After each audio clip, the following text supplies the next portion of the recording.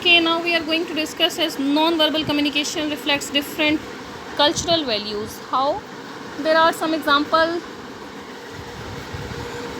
Number one is space. Space, we can take it as a distance from person to person.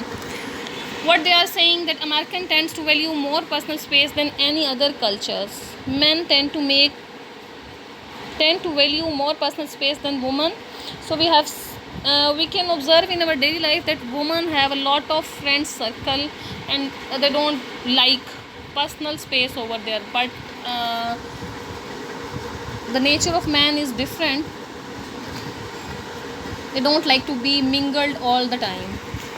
Okay, the next one is touch, and Knapp has described it that Americans love to have touches, 2 touches per hour. In British, 0 touches per hour. Persians, 110 touches per hour. And Puerto Ricans, 180 touches per hour. So this is his observation. It can vary from culture to culture. Like Americans have 2, British 0, Persians 110, and Puerto Ricans is 180 touches per hour. Then there is eye contact. What is eye contact? Eye contact is very necessary between speaker and listener. And in North America, it is considered as frankness, as assertiveness, as honesty, symbol of honesty. But if we are going to talk about ourselves, in many Asian and Northern European countries, it is considered as aggressive and disrespectful. How? Like we are always told by our parents that आँखें नीचे करके बात करो. It happens. Okay. Then in Brazil, more intense eye contact is the norm. Then there are different types of non-verbal communication. Number 1 is facial expressions. Number 2, gestures, paralinguistics, body language, posture, proxemics, eye gaze, haptics, appearance, and number 9 and the last one is artifacts. Let's discuss what are these. Number 1 is facial expression. What do you think about facial expression? Facial expressions are responsible for a huge proportion of non-verbal communication. How? Consider how much information can be conveyed with a smile or a frown. How much information can be conveyed according to you? Like if the person who is talking to you is smiling, it means that person is happy and he is having a sort of good relationship with you. But if the person is angry, showing anger on his face, the person is frowning, it means that person is going to give you some sort of tough time. The look on a person's face is often the first thing we see, even before we hear what they have to say. Just examine the 2 pictures on the top right and left corner of the slide. In one picture, woman is happy, and in the other one, the woman is frowning. So these 2 are the most powerful expressions that can be observed from the face of the woman.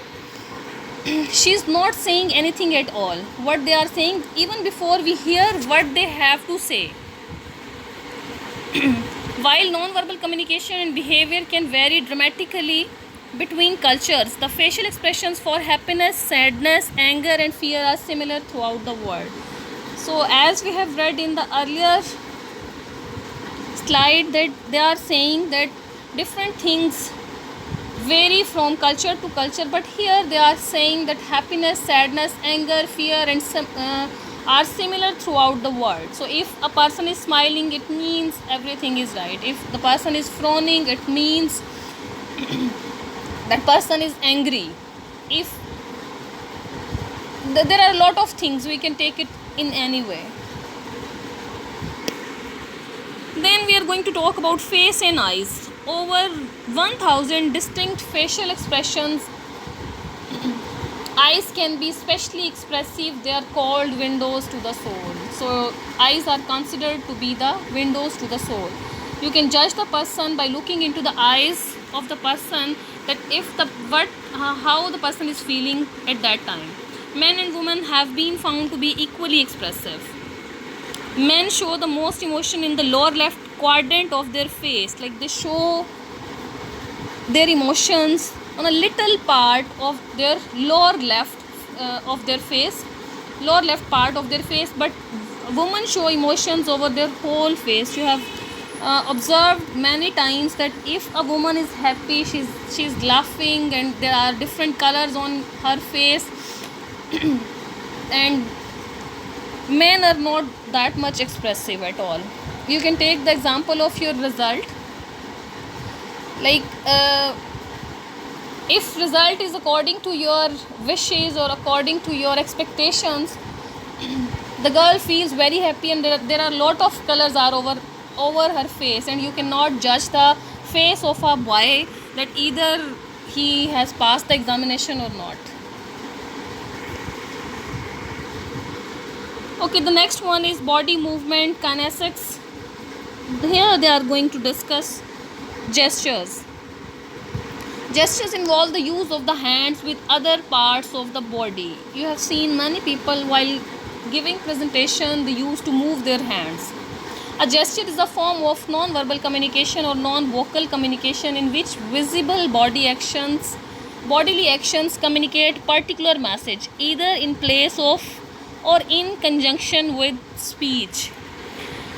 You can observe the teddy bear in the picture, that how it is feeling, and you can judge the emotions of